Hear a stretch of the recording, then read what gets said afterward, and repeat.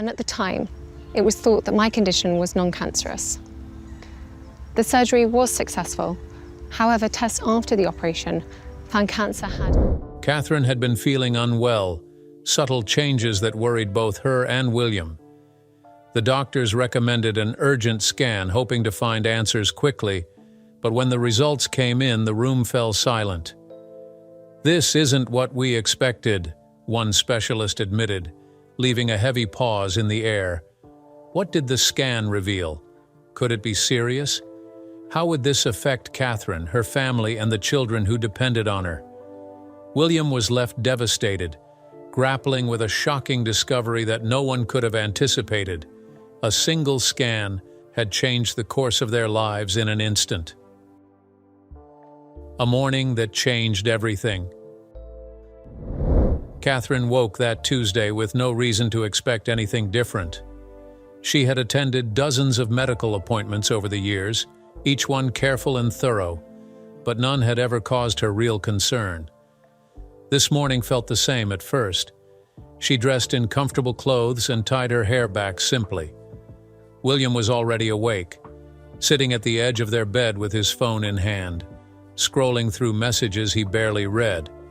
He looked tired but gave her a small smile when she caught his eye. The drive to the hospital was calm. They spoke about ordinary things, about the children's schedules and weekend plans. William held her hand loosely as they walked through the private entrance. Catherine felt something she could not name, a quiet feeling she could not explain, but she pushed it aside. These thoughts meant nothing. The examination room was bright and sterile, smelling faintly of disinfectant. The doctor greeted them warmly, shaking hands with both before gesturing toward the examination table. Catherine lay back and steadied her breathing. The scan began as it always did, with soft clicks and the hum of machinery. For several minutes, nothing seemed wrong. The doctor moved the equipment slowly, eyes fixed on the screen, murmuring small observations that sounded routine. Catherine stared at the ceiling tiles and counted them silently. William sat nearby, his knee bouncing slightly, but his face remained neutral. Then something shifted. The doctor stopped speaking naturally. Her words became shorter, more careful. Catherine noticed immediately. She turned her head slightly to watch the doctor's face. The expression had changed. It was no longer relaxed. William noticed too. His knee stopped bouncing. His entire body went still. The doctor brought the equipment back over the same area again, pressing slightly harder. She said nothing. Catherine tried to stay calm, her voice soft when she finally spoke. She asked if everything was all right. The doctor did not answer directly. Instead, she said she wanted to take a more detailed scan, just to be certain. Certain of what, Catherine thought, but did not ask. William's face tightened. His jaw clenched. He did not ask questions either, but his silence felt heavy, like its own form of panic. The nurse entered the room quietly and brought additional equipment without being asked. The tension built like pressure behind glass. Catherine's heart began to beat faster. She focused on keeping her hands relaxed at her sides. The doctor worked with more concentration now, her movements deliberate and slow. William stood up from his chair and moved closer to the table. He did not touch Catherine, but his presence was there, solid and frightened. Then came the moment that made everything real. The doctor stepped back from the equipment, excused herself politely, and left the room. She said she needed to consult another specialist. Catherine and William were left alone in the bright humming room. Neither of them spoke. Catherine stared at the closed door. William stared at her. This was not routine anymore. The air felt thinner. The walls seemed closer. Catherine reached for William's hand and he gripped it tightly, too tightly. They waited. Seconds stretched into minutes. Everything had changed and they both knew it, though no one had yet spoken the words that would make it undeniable. But what was found in the second scan, and why was William shaken? But it. The scan that shocked William. Catherine was moved to a different room down a long corridor that smelled of plastic and cleaning solution. The new space was larger and colder, filled with machines that looked more serious than anything she had seen before. William followed closely behind her, his hand resting briefly on her shoulder as they walked. He was trying to look strong for her, to keep his face calm and his steps steady, but Catherine could feel the tension radiating from him like heat. She climbed onto the new examination table without being told. The paper crinkled beneath her. More specialists appeared through the doorway, 3 of them now, each nodding politely but saying little. Catherine's hands began to tremble slightly. She folded them together in her lap and pressed them flat. The new scan began with different sounds, sharper and more insistent. The lead doctor stood close to the screen, leaning forward as images appeared in shades of gray and white. Catherine watched the doctor's face instead of the screen. She did not understand what the images meant, but she understood expressions. The doctor's eyes narrowed. One hand lifted slowly to point at something on the screen, a faint shape that seemed darker than the areas around it. The other specialists moved closer to look. One of them tilted her head. Another crossed his arms. The lead doctor circled the shadow with her finger, tracing its edges carefully, but she refused to label it yet. She refused to give it a name. William could not stay silent any longer. His voice was firm when he spoke, though it shook at the edges. He demanded clarity. He asked what they were looking at and what it meant. The doctor turned toward him, her face composed but tired.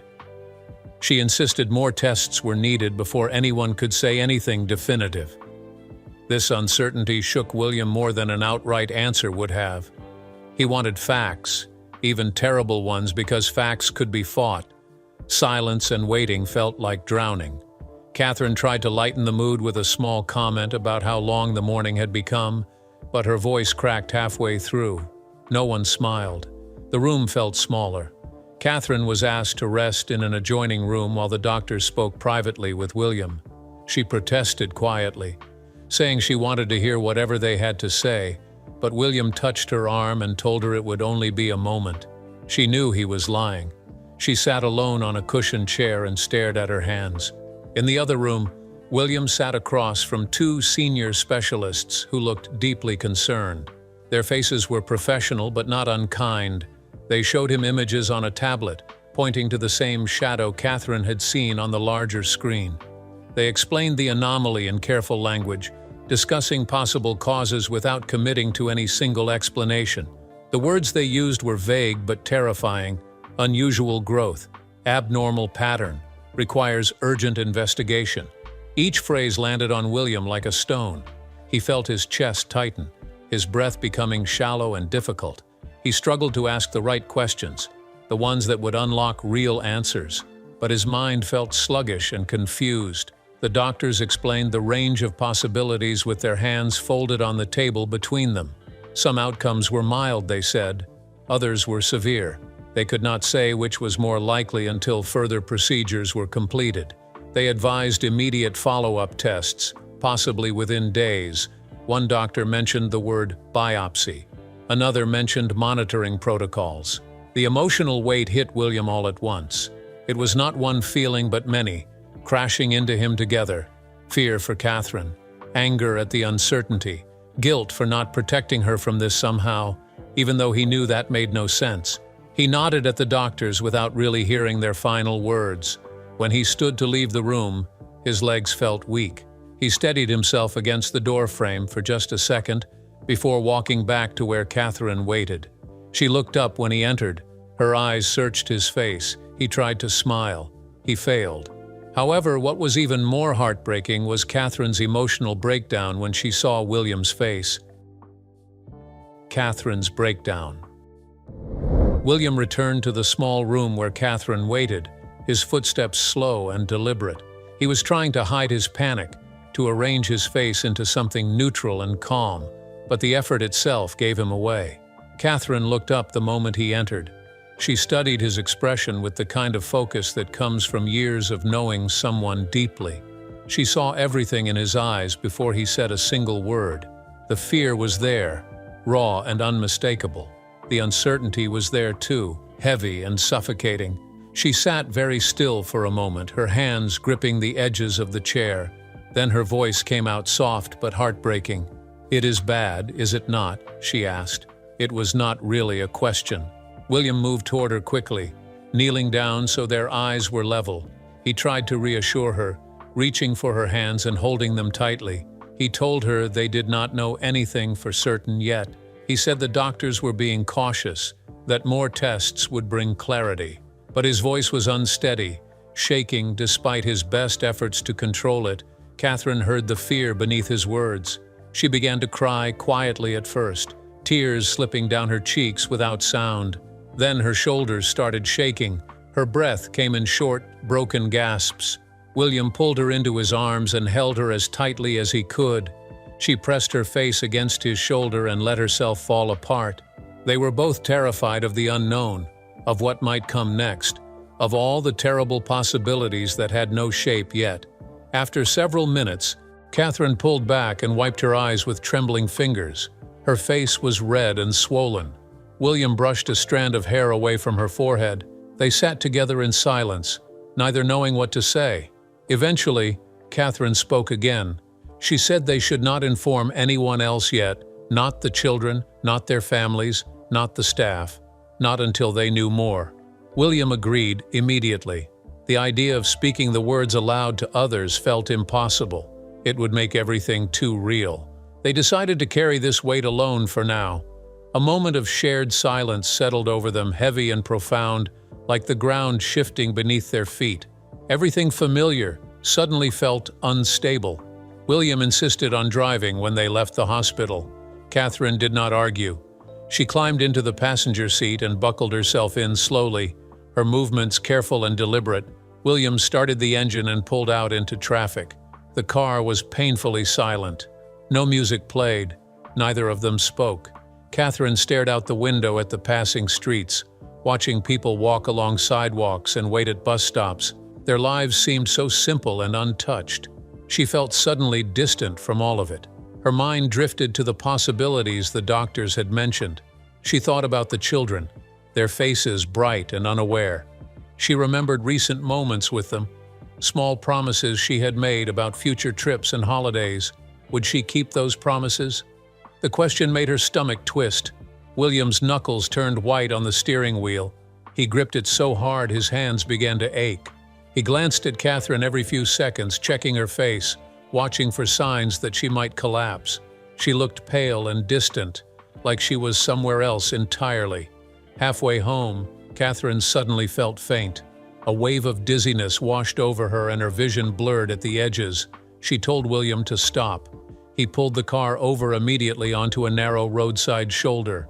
Catherine opened the door and leaned out, gulping in fresh air. William unbuckled and reached across to steady her. They sat there for several minutes, the engine idling softly, cars rushing past them on the road. When they finally arrived home, the house looked exactly as they had left it that morning.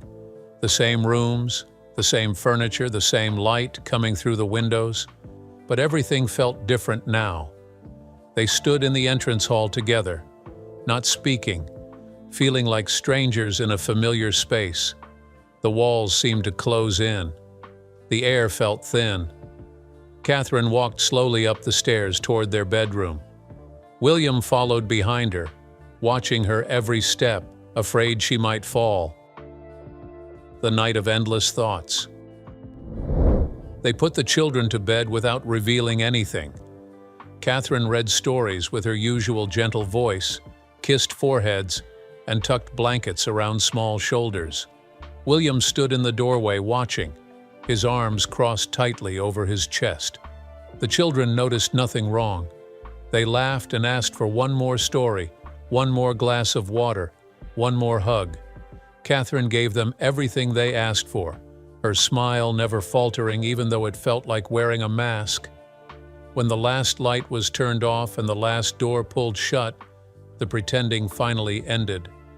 Catherine retreated to their bedroom and sat silently on the edge of the bed. She did not turn on any lamps. The only light came from the hallway, casting long shadows across the floor. She stared at her hands in her lap, turning them over slowly, as if seeing them for the first time. William stood near the doorway, watching her in the dim light, feeling completely helpless. He wanted to say something comforting, something strong and certain, but every word that came to mind felt hollow and useless. He moved closer and sat down beside her, leaving space between them that felt like miles. Catherine's voice came out so softly he almost missed it. "What if?" she began, but could not finish. William understood exactly what she was asking. What if the worst was true? What if the tests confirmed their deepest fears? What if time was running out? He cut her off before she could say any of it aloud, his voice sharper than he intended. He told her they would not discuss the worst possibilities. Not tonight. Not until they knew more. Talking about it would not change anything. It would only make the fear bigger and harder to carry. Catherine nodded but said nothing. Her eyes filled with tears again. They sat together in the darkness for a long time. Eventually, William reached for her hand and held it firmly. He promised they would face whatever this was together. No matter what came next, no matter how difficult or frightening, they would not face it alone. Catherine squeezed his hand back and whispered that she believed him. She closed her eyes and began to pray silently, her lips moving without sound. She prayed for strength, for clarity, for mercy. She prayed for strength, for clarity, for mercy. She prayed for her children and for William. She prayed for time. William watched her pray and felt something break inside him. He stood up carefully and stepped into the hallway, pulling the door nearly closed behind him. He walked several steps away and pressed his back against the wall. Then he broke down completely. Silent sobs shook his shoulders.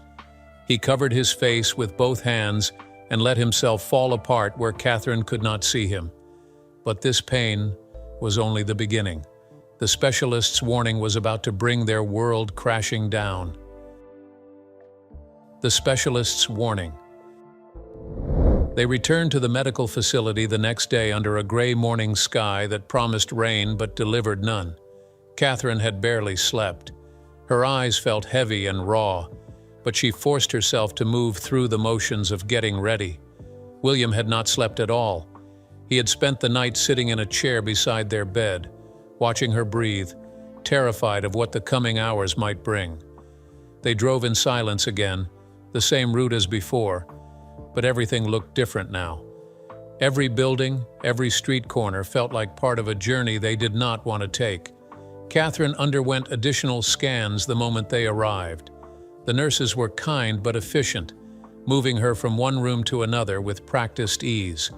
Blood tests came first, the needle sliding into her arm while she looked away. Then more imaging, different machines with different sounds. Each scan took longer than the last. The technicians asked her to hold her breath, to stay perfectly still, to turn slightly to the left. She obeyed every instruction without question. William stayed glued to her side, refusing to leave the room even when the staff suggested he might be more comfortable in the waiting area. He would not leave her, not for a moment. The doctors tried to maintain professionalism, but the atmosphere was tense. Their movements were quick and purposeful. Their conversations were hushed and coded. Catherine sensed the urgency in the way they moved, the way they glanced at each other when they thought she was not looking. A senior consultant joined them midway through the morning, a tall woman with silver hair and a reputation Catherine had heard whispered about before. Her presence was a sign that the case was serious, important, worth the attention of someone at the very top. Catherine felt her stomach drop when the consultant entered the room and introduced herself with a firm handshake. The results would take hours to process fully. Another long, suffocating wait stretched out before them. Catherine and William were led to a private consultation room with pale blue walls and uncomfortable chairs. A box of tissues sat on the small table between them. Someone had placed it there deliberately. William stared at it and felt his chest tighten. They sat without speaking. Catherine closed her eyes and leaned her head back against the wall. William watched the clock on the wall, the second hand ticking forward with agonizing slowness. Minutes felt like hours. Hours felt like days. A nurse brought them tea and sandwiches they did not touch. William stood and paced the small room, his hands pushed deep into his pockets. Catherine remained perfectly still, her breathing slow and measured, as if moving too much might shatter something fragile inside her. She thought about the children at school, unaware and safe. She thought about all the ordinary moments she had taken for granted. Breakfast at the table, bedtime stories, walks in the garden. She wondered if she would have enough time for more of those moments. The thought made her throat close. Finally, the door opened. A top specialist arrived with a folder tucked under one arm and a tablet in the other hand. Their tone was careful, deliberate. Every word was chosen with precision, as if each syllable carried weight that could not be taken back. They sat down across from Catherine and William and placed the tablet on the table between them. The screen showed images Catherine did not fully understand, but she understood enough. The specialist began to speak. They revealed that the anomaly was real and needed immediate attention. It was not an error. It was not a false alarm. It was there, undeniable, demanding action. The specialist could not confirm the exact diagnosis yet. More investigation was required, but the possibilities were alarming. They listed potential outcomes with clinical detachment, walking through scenarios that ranged from manageable to devastating. Treatment paths were discussed. Urgent decisions would need to be made within days, not weeks. Catherine's face drained of color as she listened. Her lips pressed together tightly. William gripped her hand so hard his knuckles turned white. He did not realize he was hurting her. She did not tell him to stop. The doctor recommended a biopsy or surgical evaluation as the next step. They explained the procedure in detail, the risks involved, and the timeline for results. The words washed over Catherine like cold water. She felt herself nodding, agreeing to things she did not fully process. William's breathing grew shallow as he listened. His vision blurred at the edges. He forced himself to focus, to ask questions, to be present for Catherine, even though every instinct told him to run from this room and never come back. When the specialist finished speaking, silence filled the space between them.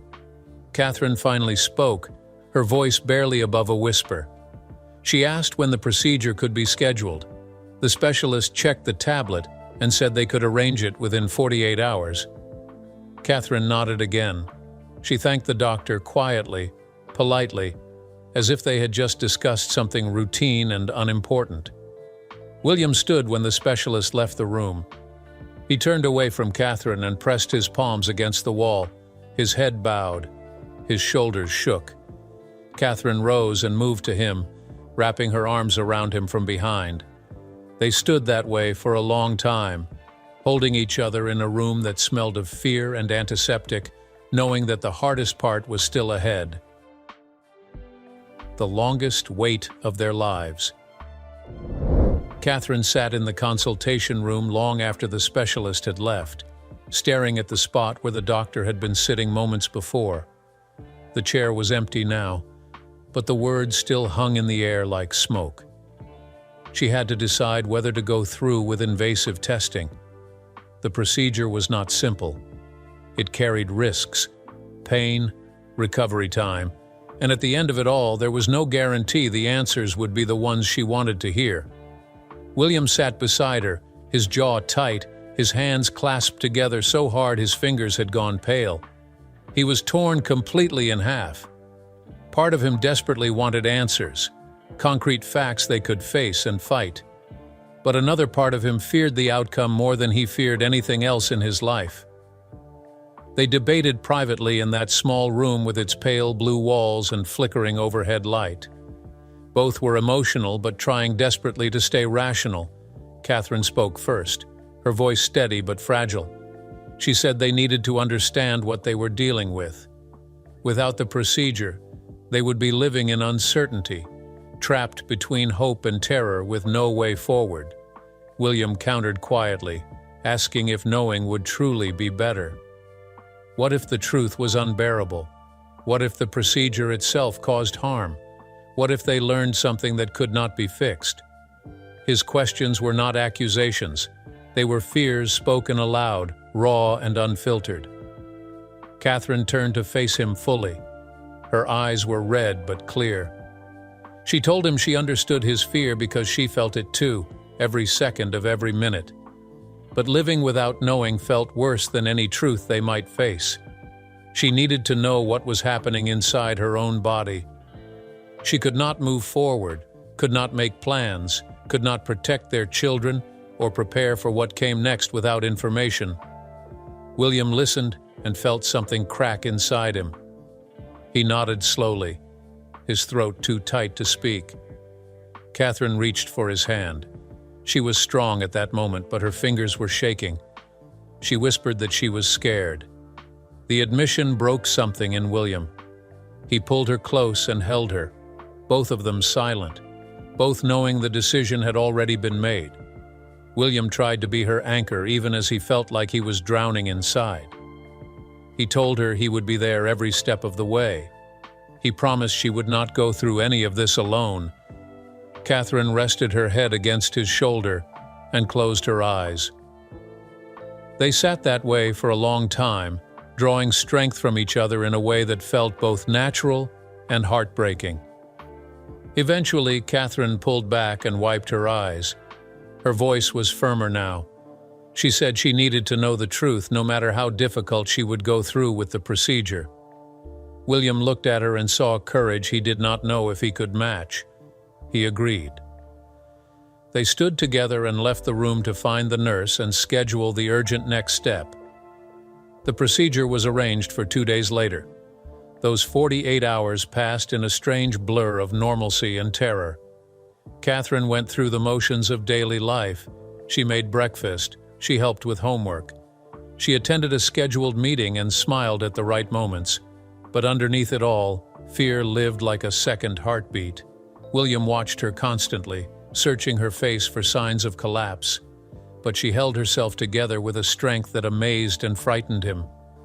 The night before the procedure, neither of them slept.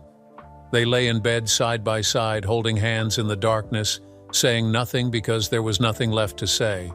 Catherine underwent the procedure early in the morning. The hospital was quiet when they arrived, the hallways empty and cold. William walked with her as far as he was allowed, his hand never leaving hers. When they reached the doors he could not pass through, he stopped and looked at her. She gave him a small, brave smile that did not reach her eyes. Then she turned and walked through the doors, alone. William stood there watching until she disappeared from view. Then he turned and made his way to the waiting area. William waited outside, pacing endlessly across the same stretch of floor.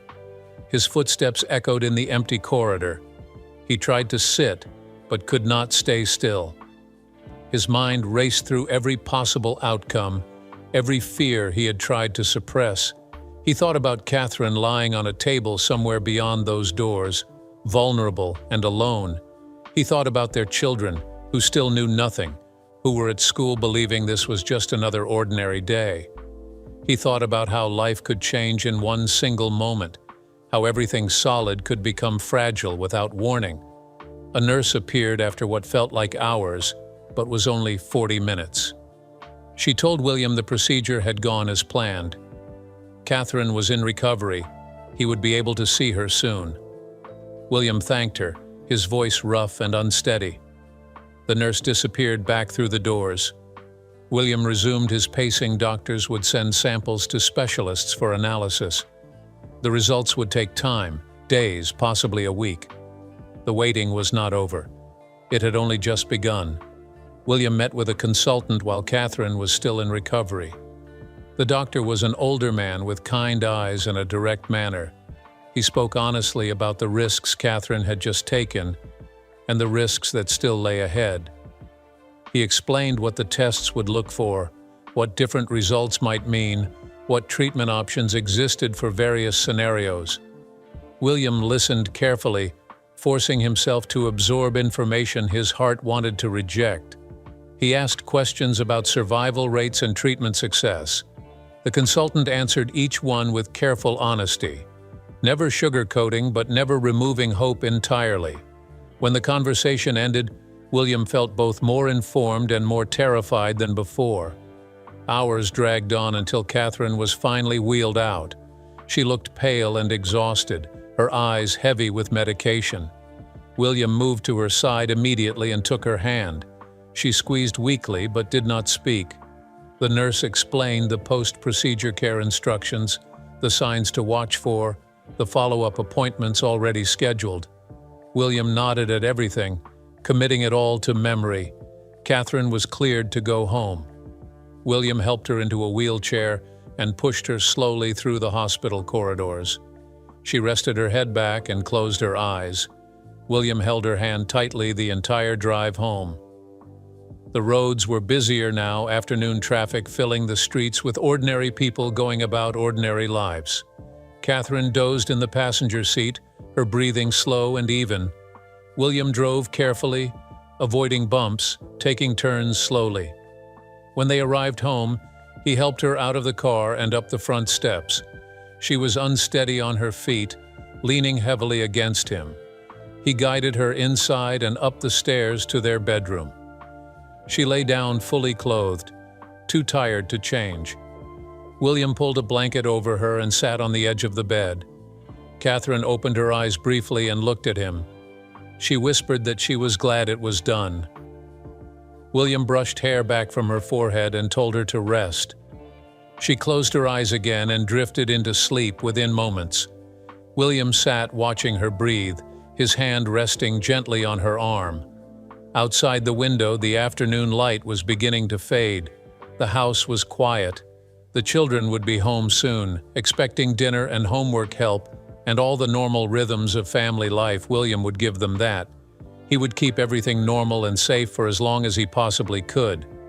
But sitting there beside Catherine, watching her chest rise and fall, he felt the weight of everything unsaid pressing down on him. The results would come. The truth would reveal itself. And when it did, their lives would change forever.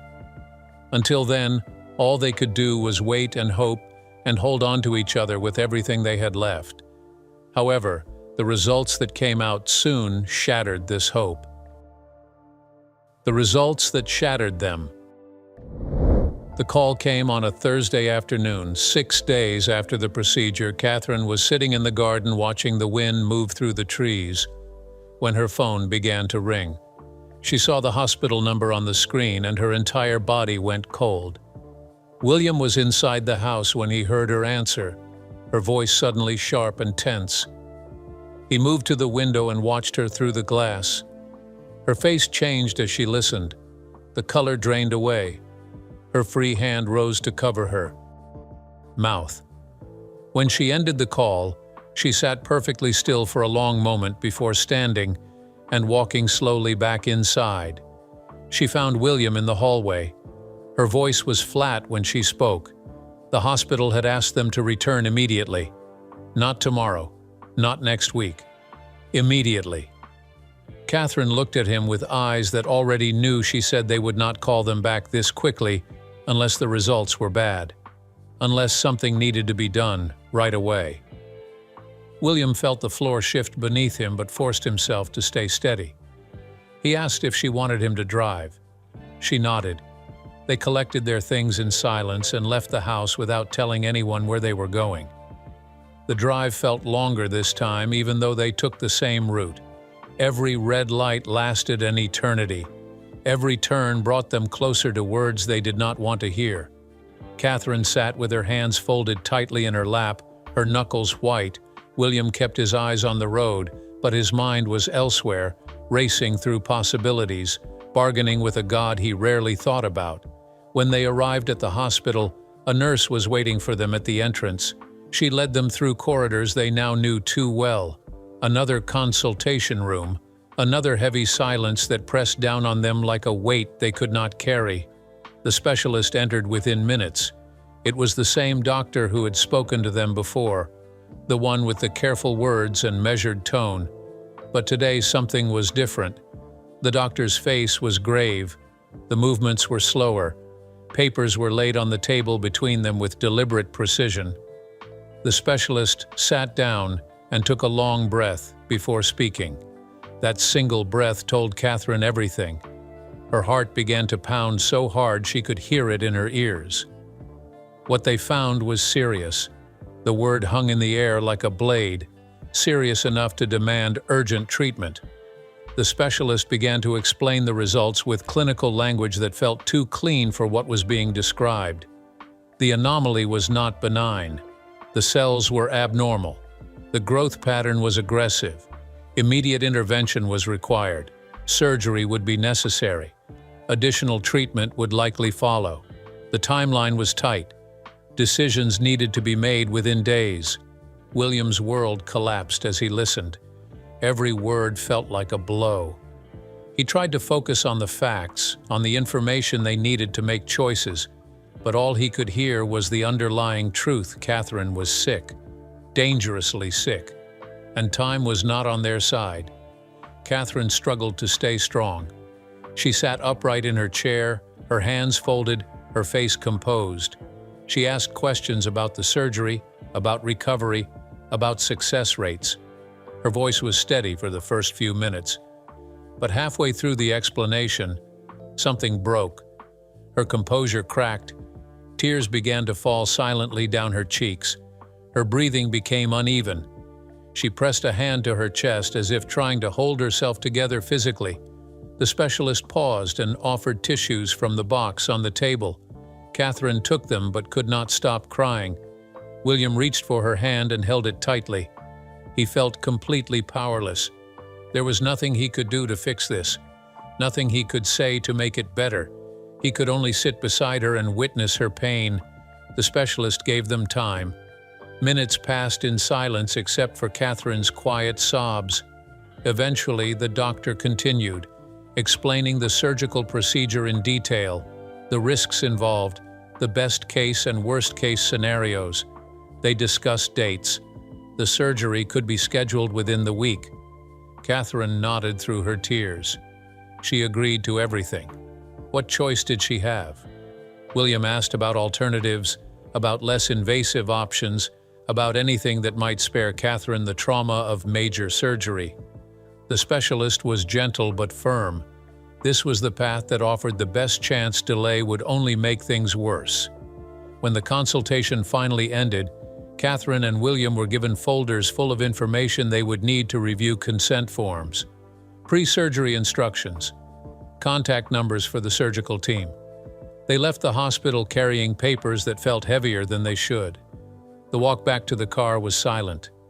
William unlocked the doors and they both climbed in, but neither moved to put on a seatbelt or start the engine. They sat in the parking lot as the afternoon light began to fade around them. They returned home in shock. The house looked the same as it had when they left, but everything felt different now. The children were still at school. They had a few hours before anyone would be home. Catherine moved through the house like a ghost, her steps slow and aimless. William followed behind her, not knowing what to do or say. Catherine eventually excused herself and went into the bathroom. She closed the door quietly behind her. William stood in the hallway and listened. At first there was silence. Then he heard her sobbing through the door. Quiet, heartbreaking sounds that tore through him like knives. She was trying to muffle the noise, trying to keep it contained, but he heard everything. He pressed his hand against the door and stood there helplessly. He wanted to go in, but knew she needed this moment alone. He backed away slowly and walked to their bedroom. His legs felt weak. His chest felt tight. He tried to stay composed, to be the strong one, to hold everything together for her sake. But the weight of it all became too much. William sank to the floor beside the bed, his back against the mattress, his head in his hands. Tears came without permission. His shoulders shook. He tried to breathe, but the air felt too thin. Overwhelmed, did not begin to describe what he felt. After some time, Catherine emerged from the bathroom. Her face was red and swollen, but she had stopped crying. She found William on the floor and her heart broke all over again. She moved to him and lowered herself down beside him. Neither spoke. She leaned against him and he wrapped his arms around her. They sat on the bedroom floor, drained and shaken, holding each other as if letting go might break them completely. Everything had changed, and neither knew what the future would bring. When Catherine finally spoke, her voice was raw. She talked about the children, how young they were, how much they still needed her, and the fear that the surgery might take her away from them. William listened quietly and held her closer, telling her she was stronger than she believed. He insisted they would get through it together, even if he wasn't certain himself. They discussed the days ahead, how to tell the children without frightening them, how to stay honest yet gentle. Catherine admitted she couldn't face any of it alone. William promised she wouldn't have to. As darkness settled around them, they leaned into each other, bracing for tomorrow with one shared strength. They would face everything side by side. A new kind of strength. Catherine sat in the quiet of the bedroom, her hands folded tightly on her lap. The house felt still, almost too still, as if it was holding its breath with her. She tried to think clearly, to prepare herself for the days ahead. Every thought carried weight, every decision mattered. She imagined the procedures, the hospital visits, the tests, and the uncertainty that would follow. Fear lingered, but she forced herself to breathe deeply, to steady her heart. With each passing hour, she built a small fortress of resolve inside her, holding on to the thought of her children, their laughter, and their trusting eyes. That thought became her anchor, her quiet source of courage that she did not know she had. William was always nearby, alert and careful in every movement. He made sure she had what she needed before she even asked. Every appointment, every phone call, every medical note he checked twice. He did with precision and care.